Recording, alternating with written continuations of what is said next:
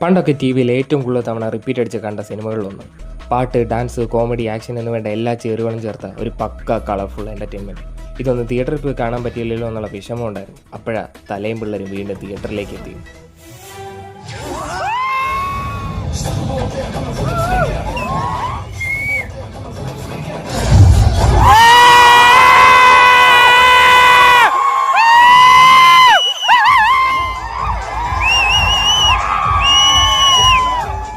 Peak theatrical experience ആയിരുന്നു cinema.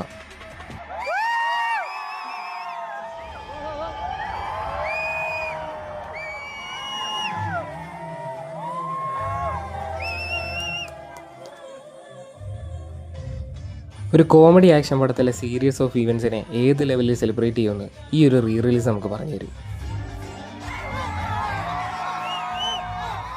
Rahul രാജിൻ്റെ music തിയേറ്ററിൽ നിന്ന് കേൾക്കാൻ ഒരു രക്ഷയില്ലായിരുന്നു.